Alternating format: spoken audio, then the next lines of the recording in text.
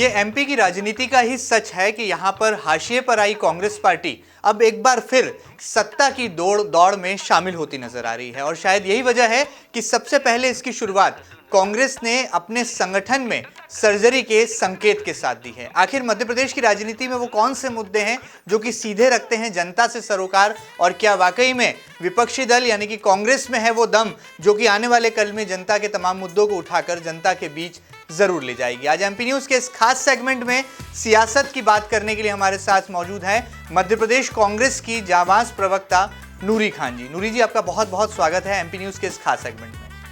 नूरी जी का चेहरा न केवल कांग्रेस पार्टी में जाना पहचाना है बल्कि मध्य प्रदेश की धार्मिक नगरी कहे जाने वाले उज्जैन में खासा दबदबा भी रखता है। ये वही नूरी खान है जो कि लगातार जनता के हितों की लड़ाई भी लड़ती हैं, बात चाहे कोरोना काल की कर लें या फिर बात किसी भी सामाजिक मुद्दे की कर लें, हर मुद्दे पर वो अपनी आवाज बुलंद करती हैं और जिम्मेदार कानों तक उनकी आवाज पहुंच कर ही रहती है।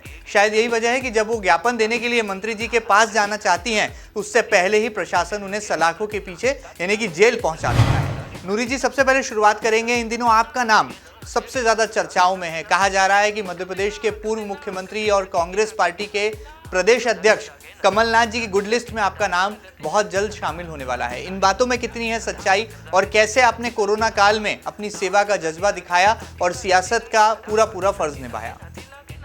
देखिए, एक साथ शायद आपके 3 सवाल यहाँ पर हैं। पहली बात ये कि कांग्रेस में क्या दम है कि वो फिर से सरकार में आए।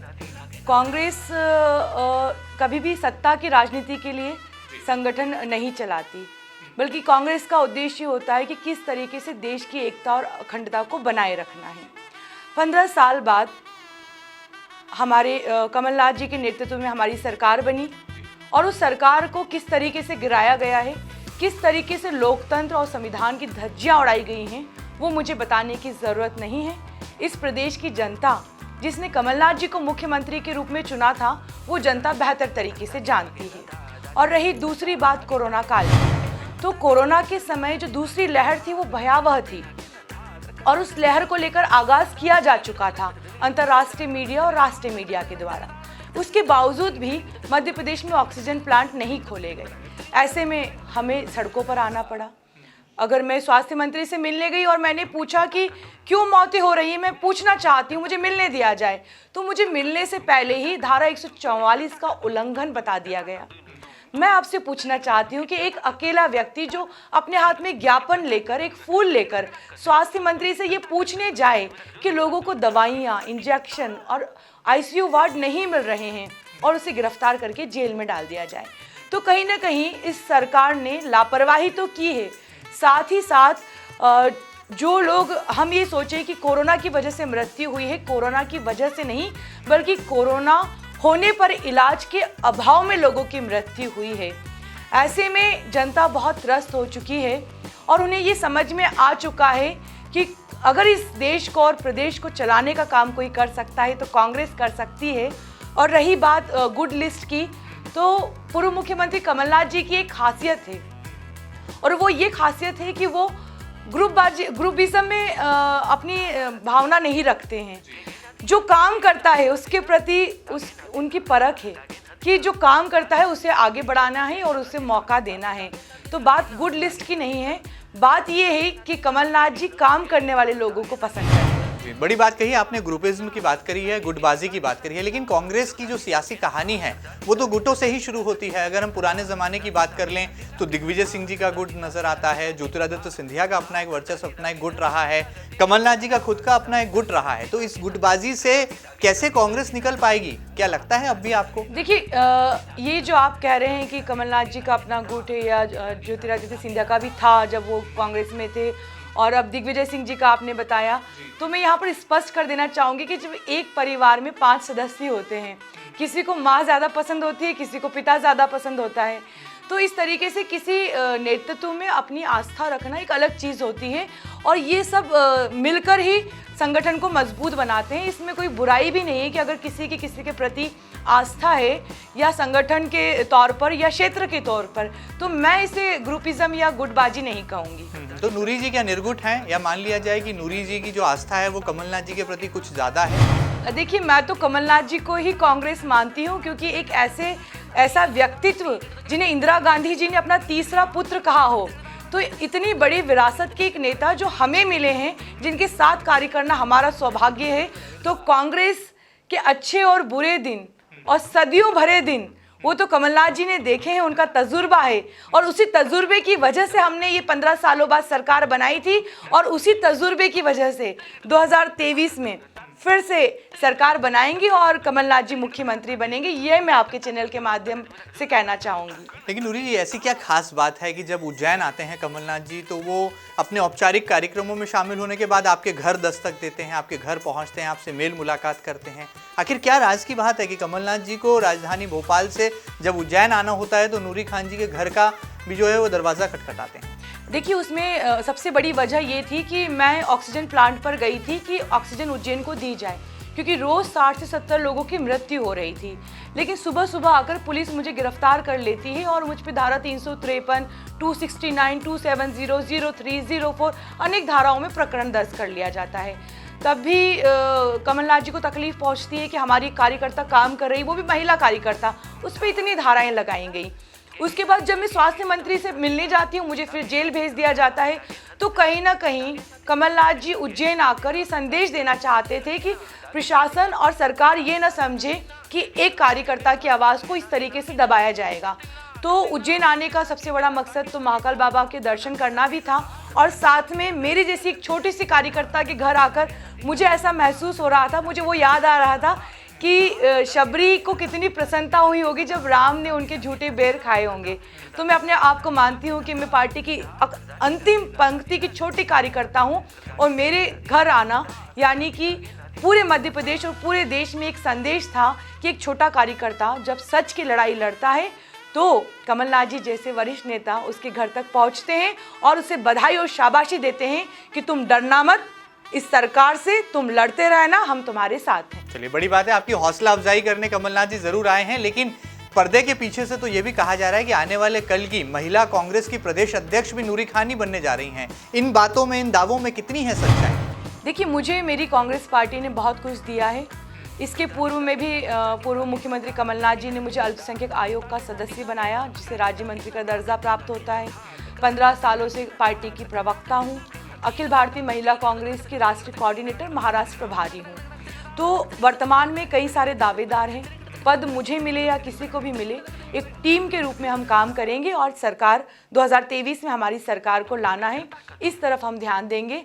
और पार्टी मुझे अगर एक चौकीदार की भी जवाबदारी देती है कि मुझे संगठन के सिपाही के रूप में काम करना है, तो मैं वो काम करने के लिए भी तैयार हूँ। लेकिन क्या आप अपने आप को पॉलिटिकली फिट मानती हैं? यदि महिला कांग्रेस की कमान नूरी खान के हाथों में आएगी तो क्या कुछ नया होगा, और क्या लगता है कि कांग्रेस पार्टी में एक नई क्रांति आ जाएगी, महिला कांग्रेस में जान आ जाएगी? आप इसके लिए तैयार हैं? देखिए, मैं ऐसा सोचती हूँ कि मैं अपने आप को फिट मानना, मैं ये तो नहीं कह सकती हूँ, क्योंकि सभी में कुछ ना कुछ खामियां भी होती है, अच्छाइयाँ होती हैं, बुराइयाँ भी होती हैं। उसका निर्णय तो सामने जनता करती है और संगठन करता है। तो संगठन के मापदंड होंगे, वो जिस चेहरे को उचित समझेगा उसे वहाँ पर नवाजा जाएगा या उसकी ताजपोशी होगी।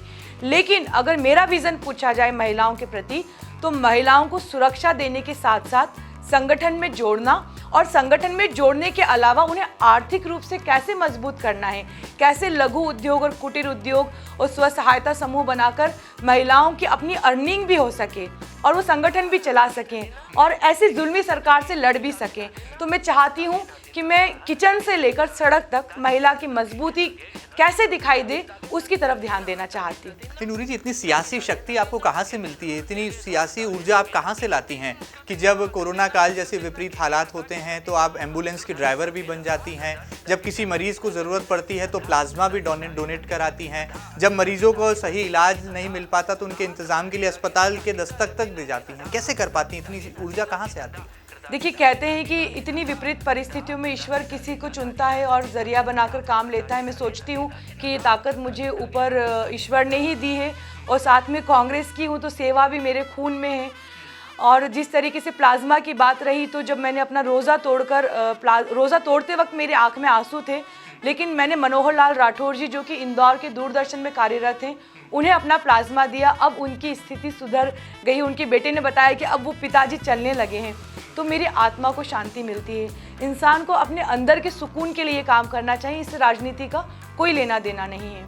लेकिन आपको अक्सर ऐसा देखा गया है कि आपको गुस्सा बहुत जल्दी आता है, आप प्रशासन से भिड़ जाती हैं, पुलिस से भिड़ जाती हैं, नेताओं के तमाम वार का जो है बड़े मुस्तैदी के साथ पलटवार करती हैं। कैसे आता है और ये कहाँ से कर पाती हैं? देखिए, सब्र करना चाहिए, सब्र की एक सीमा होती है। मैं बहुत सब्र करती हूँ, एक बार, दो बार, तीसरी बार, लेकिन तीसरी बार सब्र करने का मतलब होता है बुज़दिली, और मैं अपने अंदर बुज़दिली पैदा नहीं करना चाहती हूँ। प्रशासन ने कहा कि अब आप जा सकते हैं, आपको ज़मानत दे दी, तो मैंने प्रशासन से कहा कि अब आप मुझे जेल भेज दीजिए, मैं 3 महीने 3 साल रहने को तैयार हूँ, लेकिन सच की लड़ाई में लड़ती रहूँगी। तो ये मेरे खून में है, ये ज़्यादा गुस्से की बात नहीं है। अगर किसी की जान बचाने के लिए, जैसे नज़मा, वो कोरोना योद्धा थी, उनकी 2 साल की मासूम बेटियां हैं जिनसे मैं परसों मिली हूँ, अस्पताल नहीं मिला, इलाज नहीं मिला। जब अस्पताल में मैंने उन्हें भर्ती करवाने के लिए पूरी कोशिशें की और मुझे एक सीट मिल गई, तो एम्बुलेंस नहीं थी। जब एम्बुलेंस मिली तो ड्राइवर नहीं था। ऐसे में मैंने खुद चाबी उठाई, एम्बुलेंस चलाई, उन्हें अस्पताल तक पहुँचाया। तो ये मेरी नैतिक जिम्मेदारी थी जिसका निर्वहन मैंने किया। कितनी भी तकलीफें आ जाए, ये जज्बा और ये जिम्मेदारी मेरे अंदर है। बात गुस्से की नहीं है, बात है कि गलत, क्योंकि जुल्म को सहन करने वाला भी जुल्मी ही होता है। तो जुल्म बर्दाश्त नहीं करना है, जुल्म के खिलाफ आवाज़ उठानी है। लोग बहुत परेशान हैं, उनके घर का चूल्हा नहीं जल पा रहा है, कर्जे में डूब गए हैं। नूरी जी, आपको अल्पसंख्यक आयोग का सदस्य भी बनाया गया था, कमलनाथ सरकार ने ये बड़ा फैसला लिया था, लेकिन दुर्भाग्य ये रहा कि पूरा मामला जो है न्यायालय में विचाराधीन हो गया। लिहाजा जिस दायित्व पर आपको भेजा गया था उस दायित्व का निर्वहन आप नहीं कर पाई। क्या इसका मलाल है? यदि मौका मिलता तो क्या कुछ आप कर दिखाती? शिवराज सिंह चौहान जी, मैं आपसे एक बात कहना चाहती हूँ कि जब 15 महीने कमलनाथ जी की सरकार थी, भाजपा पर आयोग और निगम मंडलों में बैठे हुए किसी भी व्यक्ति को प्रताड़ित नहीं किया था। अल्पसंख्यक आयोग होता है अल्पसंख्यकों की आवाज़ सुनने के लिए, उनके खिलाफ ज्यादती हो तो आवाज़ उठाने के लिए। इसी तरीके से SC, ST और महिला आयोग, आज सरकार ने सभी आयोग पर बैठे हुए व्यक्तियों से काम लेने से इनकार कर दिया है। सभी के दफ्तरों में ताले लगा दिए हैं। हाई कोर्ट, माननीय न्यायालय ने हमें स्टे दिया है, उसके बावजूद भी सरकार मानने को तैयार नहीं है, क्योंकि शिवराज सिंह चौहान को लगता है कि कांग्रेस से बदला ले रहे हैं। शिवराज सिंह चौहान जी, आप सोचिए कि अल्पसंख्यक आयोग के बाहर कितने लोग उस दरवाजे को देख रहे हैं जो चाहते थे कि उनके साथ न्याय हो। प्रदेश में महिलाओं के साथ बलात्कार हो रहे हैं, आज कोई सुनवाई नहीं हो रही है। तो ये जो आयोग थी, राजनीति से ऊपर हटकर एक संस्थाएं थी जिनसे न्याय जुड़ा हुआ था। कम से कम शिवराज सिंह चौहान जी को ऐसा नहीं करना चाहिए था। तो ये अन्याय मेरे साथ या किसी और के साथ नहीं, बल्कि आम जनता के साथ हुआ है। नूरी जी, यहाँ एक सवाल मेरे जहन में आ रहा है, बात थोड़ी पुरानी ज़रूर है, लेकिन उसको करना मुझे लगता है इस वक्त बड़ा मौजू रहेगा, क्योंकि ज्योतिरादित्य सिंधिया जो कल तक कांग्रेस के बड़े दिग्गज नेता थे, आज बीजेपी के बड़े नेता हैं, राज्यसभा सांसद हैं, और कहा तो ये भी जा रहा है कि आने वाले कल में बहुत जल्दी केंद्रीय मंत्री भी वो बनाए जाने वाले हैं। क्या आपको आज भी गुस्सा आता है वो पल याद करके जब सिंधिया जी ने आपको मंच से उतार दिया था और कहा था कि आप उनके बगल में जो है कुर्सी लगाकर नहीं बैठ सकती? क्या उस पल को अब आप याद करती हैं? और आज इस मौजूद हालातों में क्या कोई संदेश, क्या कोई पैगाम है जो कि आप ज्योतिरादित्य सिंधिया तक पहुंचाना चाहते हैं? मुझे गुस्सा नहीं आता, बल्कि मैं उस पल को याद ही नहीं करना चाहती, क्योंकि एक महिला भी हूँ और सालों से बहुत संघर्ष के बाद एक छोटे से परिवार से आई हूँ, और मैं उस मंच तक पहुँची थी अपनी सालों की मेहनत करने के बाद। और पत्रकार वार्ता में एक प्रवक्ता की हैसियत से बैठना गुनाह नहीं था, लेकिन नहीं चाहते थे तो तरीका ये नहीं होना चाहिए था। आप नहीं बैठ सकते, उतर जाइए। मैं कुर्सी लेकर नीचे बैठ गई। और जैसा कि आपने कहा कि आपको गुस्सा ज़्यादा आता है, आप पूरा वीडियो देखिए, मैंने पूरा वक्त सब्र किया और उसका जवाब प्रकृति ने उन्हें दिया। न वो सांसद बन सके, न वो आज कांग्रेस भी छोड़कर चले गए। तो उस वक्त जो मैंने आवाज़ उठाई थी, कहीं ना कहीं कांग्रेस को ये समझ आया कि मैंने एक गलत व्यक्ति के खिलाफ सही आवाज़ उठाई थी। आज मुझे गर्व है कि मैंने सब्र किया था। आज मैं उसी कांग्रेस पार्टी में हूँ और गद्दारी करने का जो इतिहास जिस सिंधिया के साथ जुड़ा हुआ था, आज सरकार गिरा दी। कहते थे मैं सड़कों पर आकर लड़ना चाहता हूँ। कोरोना की दूसरी लहर में सिंधिया महाराज आप सड़कों पर नजर नहीं आए। लोग ऑक्सीजन की कमी से मर गए, दवाइयों की कमी से मर गए, इंजेक्शन नहीं मिलने से मर गए, पर सिंधिया महाराज दुबई में गए हुए थे, छुट्टियां बिता रहे थे। तो सिंधिया महाराज की लड़ाई जनता की नहीं, खुद के वर्चस्व की है, और वो सिर्फ अपने ही वर्चस्व की लड़ाई आज भाजपा में लड़ रहे हैं। क्या इस बात को आप सिंधिया जी तक पहुंचाना चाहेंगी, और क्या लगता है कि कांग्रेस का भला हुआ है यदि ज्योतिरादित्य सिंधिया ने बीजेपी का दामन थाम लिया है? आपको लगता है? जिस वक्त मुझे उतारा था मैं उतर भी गई थी, लेकिन वीडियो में एक आवाज़ आ रही थी जो सिंधिया जी की थी, और ये आवाज़ थी कि न विधायक है न सांसद है, कैसे बिठा लूँ। तो ईश्वर ने इस बात का जवाब दिया कि कमलनाथ जी ने मुझे अल्पसंख्यक आयोग का सदस्य बनाया और मैं मंत्री बनकर ग्वालियर में दौरा करने गई थी। और आज देखे जाए तो किस तरीके से सिर्फ एक राज्यसभा में जाने के लिए पूरी की पूरी मातृत्व संस्था के साथ गद्दारी कर देते हैं। आम जनता जानती है कि हकीकत क्या है। इससे बड़ा जवाब जो प्रकृति या ईश्वर देता है वो जवाब मैं नहीं दे पाऊँ। चलिए आगे बढ़ते हैं। नूरी जी, पिछले दिनों हमने देखा कि जब विंध्य से एक आवाज़ उठी और पूर्व नेता प्रतिपक्ष कांग्रेस के बड़े नेता पूर्व मुख्यमंत्री अर्जुन सिंह जी के सुपुत्र अजय सिंह राहुल भैया ने कुछ हुंकार भरी और अपनी ही पार्टी को आईना दिखाया तो पूरी कांग्रेस खामोश थी। लेकिन नूरी खान की आवाज़ उज्जैन से निकली, जो कि बाद में कहा गया कि पूर्व मुख्यमंत्री कमलनाथ जी की आवाज़ बनकर के निकली हैं। क्या इस बात में सच्चाई है? आपने क्या वाकई में महसूस किया था कि जो आवाज़ आप उठा रही हैं वो सही मायनों में कांग्रेस की भलाई के लिए है? देखिए, कांग्रेस पार्टी का अपना एक संगठन है, अपना एक अनुशासन है। तो अध्यक्ष पद पर जो विराजित होते हैं या जो अध्यक्ष होते हैं उनकी जवाबदारी होती है कि वो समीक्षा कर सकते हैं कि किस क्षेत्र से क्या होना चाहिए था, कहाँ कमी रह गई, कहाँ कमियों को हमें दूर करना चाहिए। तो कहीं ना कहीं उनका ये कहना बड़ा ही स्वाभाविक था कि अगर विंध्य से और सीटें आती तो ये सरकार नहीं गिर पाती। तो वो एक समीक्षा थी, लेकिन उसे विंध्य के सम्मान से जोड़कर गलत प्रचारित किया गया, वो कहीं ना कहीं गलत थे। और उसके बाद अध्यक्ष पद को सलाह देना मुझे लगता है वो भी अपने आप में कहीं ना कहीं गलत है। तो कमलनाथ जी अध्यक्ष हैं और आने वाले 2023 के मुख्यमंत्री भी हैं।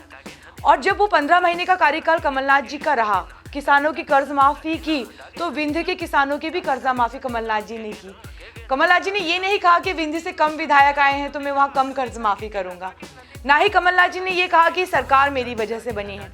कमलनाथ जी ने स्पष्ट कहा कि सरकार जनता का आशीर्वाद है और ये सरकार किसानों की, गरीबों की सरकार है और आने वाली सरकार भी किसानों की और गरीबों की ही सरकार होगी।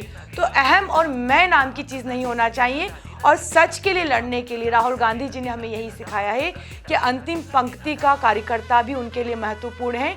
तो कोई भी अगर अध्यक्ष पद पर उंगलियां उठाएगा तो ऐसे में एक बार नहीं 10 बार खड़े रहूंगी और 10 बार मैं अपनी प्रतिक्रिया व्यक्त करूंगी, जो कि मैंने की।